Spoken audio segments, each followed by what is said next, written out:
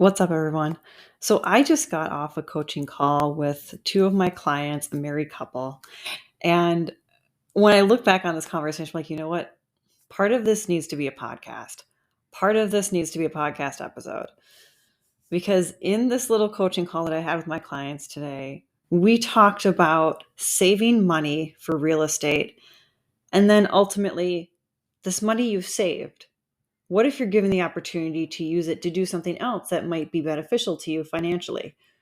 Do you do that or do you go and buy real estate? I know it seems really vague, but as we get into this in a little bit, you'll understand the conversations I have with my clients here. And I'll paint a clearer picture of this little crisis that I helped walk them through so that they can make a decision for their financial futures.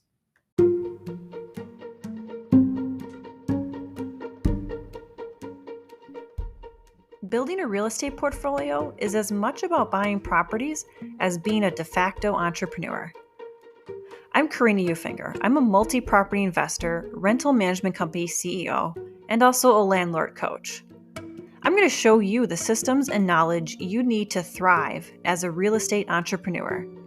From your first property purchase to building a portfolio of passive income where you work less than 5 hours a week, you'll learn the essential information and skills to build a profitable portfolio and live the life you truly want. Whether you are well on your journey or just starting out, you're in the right place. Welcome to the Landlord Chick podcast.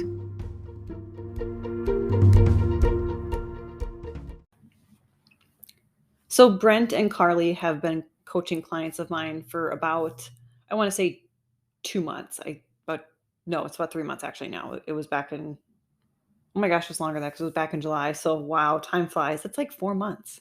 So they've been clients of mine for about 4 months now. They were starting out absolutely from ground zero when I first met them. So they had a little bit of idea about getting involved in real estate, but they both admit they struggle with accountability. So they hired me to sort of steer them forward and make them accountable on completing actions, on goals, and getting them really moving forward. So the first couple months here, we spent time working on building up their finances because when they came to me, they were absolutely one of those couples who were paying the minimums on their credit cards. They weren't putting anything into savings. They're having issues with basically getting any sort of strong footing to move forward with us. Now, I don't want to present myself as any sort of like debt consultant because I'm really not that. But I was able to help them kind of make life decisions that would bring them forward. So one of the first things I talked about with Brent and Carly was this idea of trimming the fat but not removing the fun. So oftentimes when we talk about investing in real estate, there's people that espouse to the belief of you cut everything out to make it work. So you cut out your daily coffee, you cut out your lunches, eating out when you're at work. You cut all these things out from you. And you're basically meant to cut all the fat out from your spending. Take it down from having 6 streaming services to 3 streaming services. Now, some of this is very practical advice because let's look at the reality of the multiple streaming services that we have available right now. You really, truly probably can't watch all of them every single month. So you might find yourself only watching Hulu and Netflix, but you're subscribed to Discovery Plus, HBO Max, Amazon Prime, which Amazon Prime, you have other added benefits to it. But so oftentimes one of the most common things that's given as advice is to trim the fat on your streaming services. I agree with this one. If you have a streaming service subscription that you really only watch once every 3 months, I would recommend binging on that content, then cutting it out and leaving it out of your budget for like a year. But then there's these other things they talk about cutting out: your daily cup of coffee and going to dinner or going out for lunches. Brent and Carly are people who are still working 9 to 5 jobs. So they still have W-2 jobs. They have 2 kids at home. One of the things that Carly was struggling with giving up was her weekly trip to Starbucks, where she spent about $20 at Starbucks every week. She's like, I really don't want to give that up. And I'm like, okay, tell me why you don't want to give that up. And she said, well, it's the one moment that I feel I get fully away from Brent and I get away from the kids. I get to go to Starbucks, have 90 minutes to myself. I can listen to my podcast without somebody hanging on my leg asking me where a cookie is, without Brent asking, "Hey, do you know where I put my wallet?" She's like, "This is my me time. This is my version of me time." But yet, every real estate book she read almost tells her to give this up. I said, "No, you don't have to give this up, Carly. This is your me time. It means a lot to you.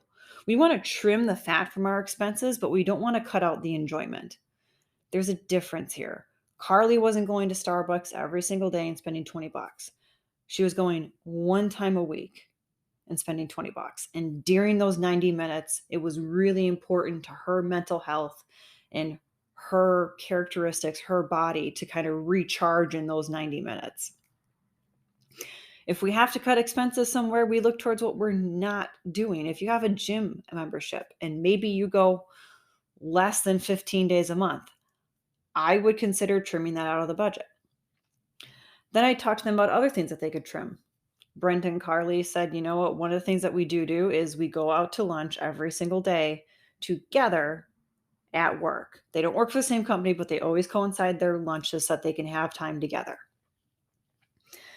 I said, "You know what? I understand how you take this time. It's sort of like your date time, but let's see if we can trim it a little bit." Because going out to eat for lunch, and especially if you're making it special, like sort of a date night would be, that can get really expensive because you're not just necessarily going to the less expensive fast food choices or healthier, less expensive fast food choices. So it's not just noodles you're going to, but maybe you're going to Applebee's or Chili's or TGI Fridays. You're going to sit down restaurants where you spend about 40 bucks. I said, "You know what? Let's keep your date lunches, but let's change them. Let's say twice a week, you can actually go and get food from somewhere. One of those times can be a nice sit down one. The other one will be kind of like a fast food noodles or Qdoba situation." I said, "The other three times, what I want you guys to do is consider less expensive meal options. Grocery stores are a great place for less expensive meal options, even for sort of like on the go stuff. Then I also want you to consider making something ahead of time and bringing it."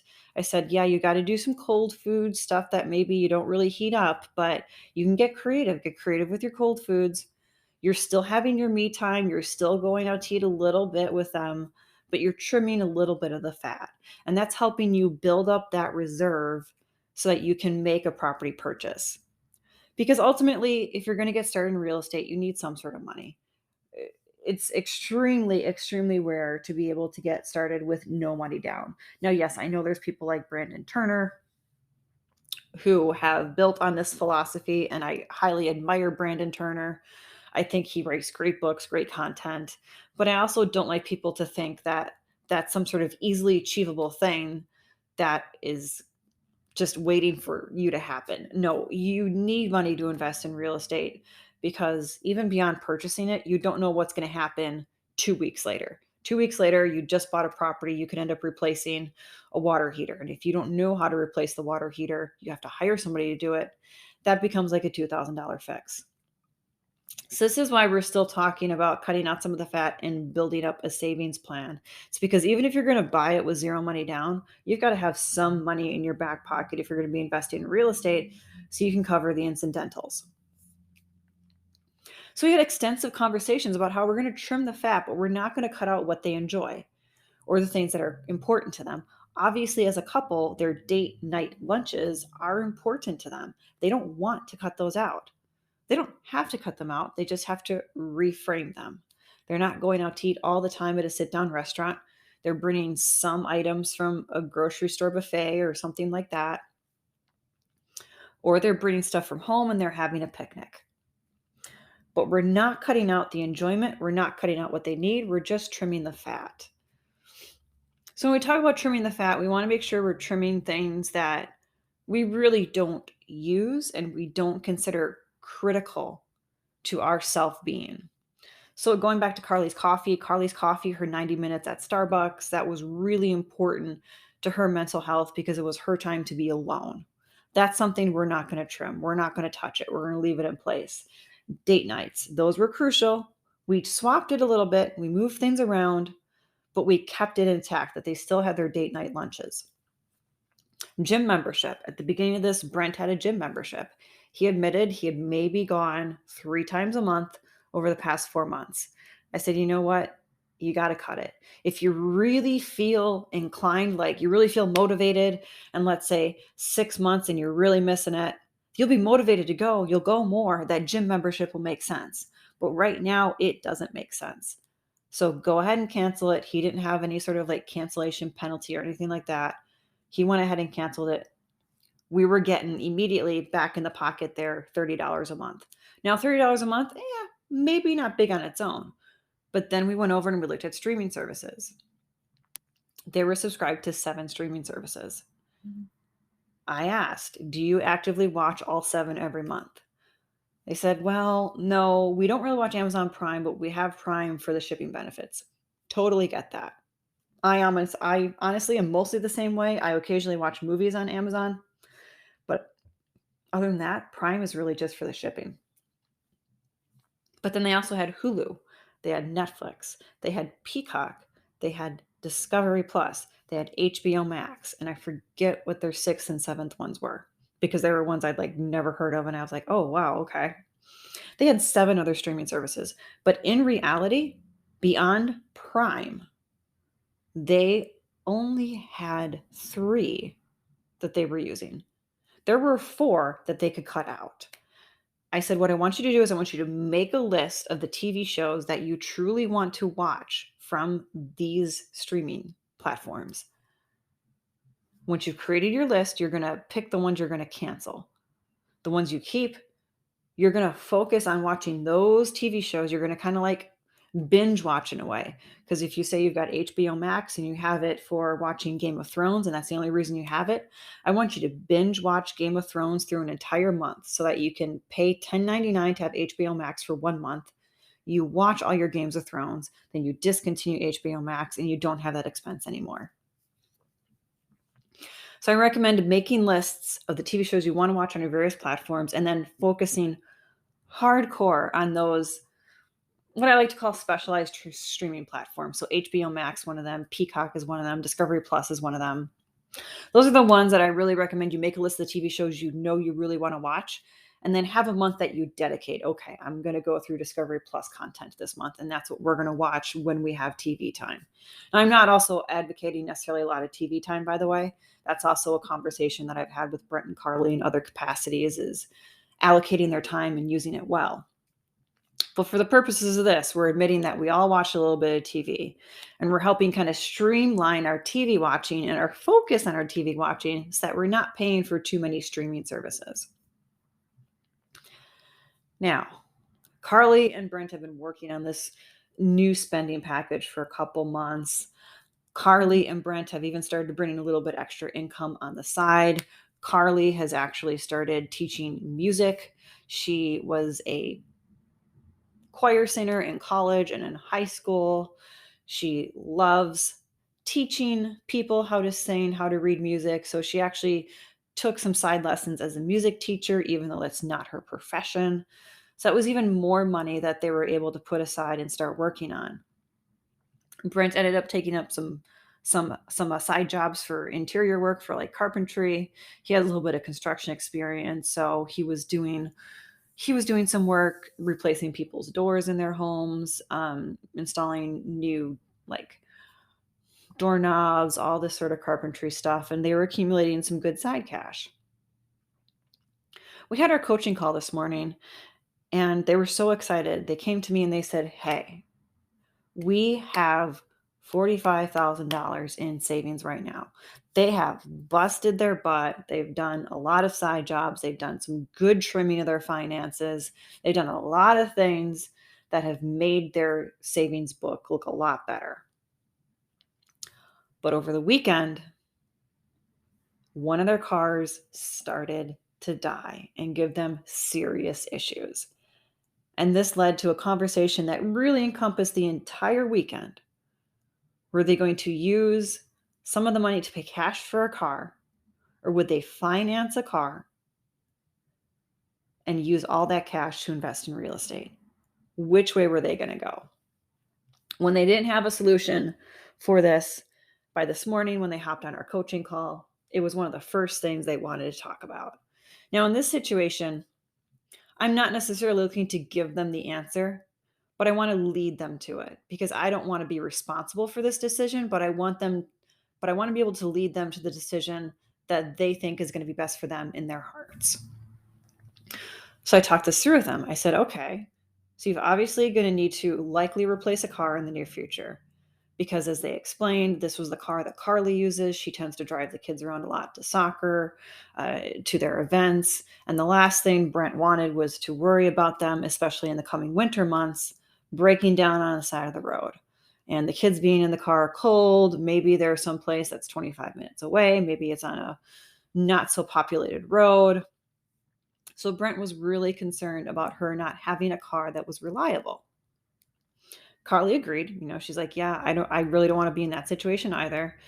And it also just seems like now we're at the point where we're putting more into this car than we really should be because it's at the point of being too old. This car is actually now at this point, it's about 13 years old. It is an older car. So you're like, you know what? We think we need to buy one. We just don't know, are we going to finance it or are we going to buy it in cash? I have to lead them to the right decision for them. So the first question I ask them is, do you have any idea what kind of financing you will qualify?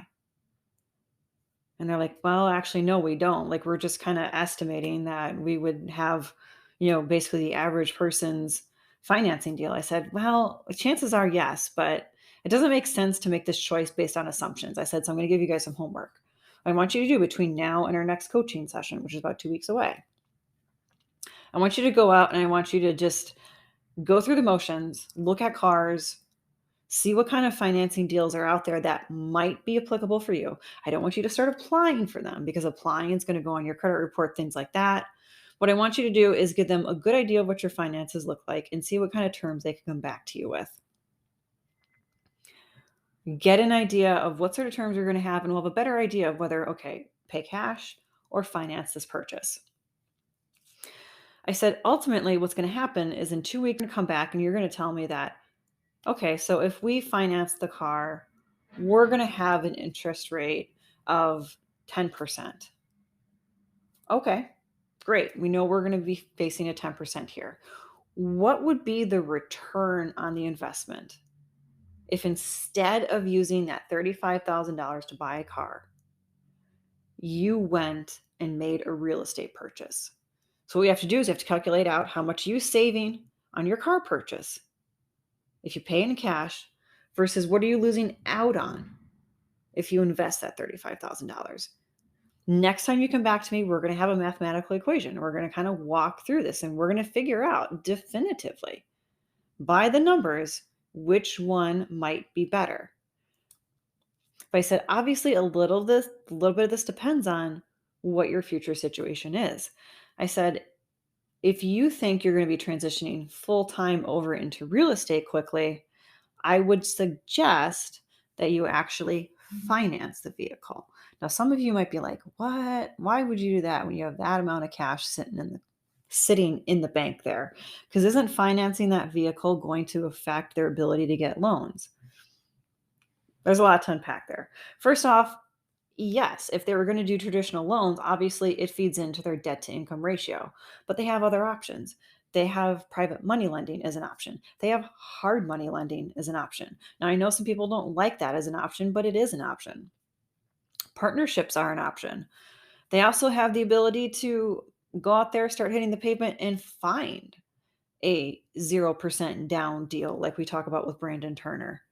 They have other options. Just because they take out the vehicle loan doesn't mean that they're closing the door on investing in real estate. Now, why would I tell them to do it if they're going to go full time? Because once you transition over to full time real estate and you become self employed, until you sort of prove yourself as viable, it's going to be difficult to get financing approval. So, when we transition over into being self employed, there tends to be this idea that we are less reliable for income than the person who has a W 2 job. This is, of course, a mentality that we're all seeking to get out of, but we can't change how society thinks. So your lender will likely look at you as less reliable than a W 2 job person. For that reason, if let's say Brent is considering leaving his job full time and he becomes real estate full time, after he does that, they're going to look slightly less stable to a lender than right now when they have two W 2 jobs. So that's why I say if you think you're going to be leaving real estate, I might suggest that you finance the vehicle. You finance the vehicle because number one, that gives you a little bit in your pocket. You have that still. You're not out there spending it. And if you have a big expense come up with your real estate portfolio that you purchase, or maybe you've got to inject some cash into it right away, you still got that sitting there. You haven't spent it. It's going to be something that continues to work on increasing your credit because, again, when you transition over into being self employed, there's a lot of things that become questionable. But if you have rotating credit that you're paying on, the more you have of that, even though you're self employed, the more stable you look. So, this is why this is a conversation that is a very fluid conversation that you need to have with your spouse to kind of understand, okay, what are the implications of this? Yes, we might be better off investing the money. But what does this mean for our financial picture in the future? Are we going to be in a position where we can easily get financing for another vehicle if we need it in 3 or 4 months? Or is this the best time we have right now to apply for vehicle financing? Now, of course, when I had this conversation with them, I made them understand that if they're doing this, once they get their pre approval, they can't necessarily be changing the game. I said, once you get out there and you get serious, you have this money, you're ready to invest. I said, you're at this crossroads now. You can either move forward, get your pre approval, and start buying your real estate. But if you choose to go forward with the pre approval, you can't be making decisions like suddenly taking out a car loan. You need to have this into your equation ahead of time.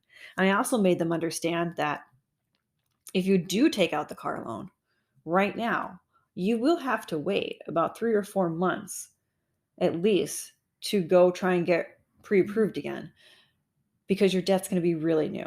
It's not going to have time to be reported. You want to have time to show consistent payments on it. So I did walk them through basically the pros and cons of financing the car versus not financing the car. And now I'm going to wait for them to come back to me in 2 weeks with their shopping, figure out what kind of deals they could get on a new vehicle for Carly and see where they end up. But this is a common decision that we all end up facing at some point or another. We have this money, we've accumulated, we're like, oh, yes, we've got it. And then something happens. The refrigerator dies in our own home, or we need a new roof for our home, or a vehicle breaks down and maybe you're at the point where you want to stop repairing it, or you really want to get a reliable vehicle because of whatever situation. Most of this comes down to more or less understanding what's important for you and understanding the financial ramifications of both decisions. If you finance a car, what is it going to cost you? If you invest the money, what are you going to gain? Which of those numbers is better for you? I hope Brent and Carly come back with some really good deals for their financing for their vehicle because personally, I feel like Brent was very much like, you know what, I think we need to finance this. He is one who likes to keep the cash a little bit high in the bank account. He doesn't like to deplete it all the way. So I think for Brent's sake, I hope for his sake that they come back with some pretty good financing deals. But I totally respect their decision that they need to get a new car. You know, I can totally respect the fact they want Carly to have a good, reliable vehicle. Totally makes sense. They're at a crossroads. It's a difficult decision to make, but hopefully they end up making the decision that is right for them and for their family. All right, guys, I hope you have a great week. I will see you in the next episode.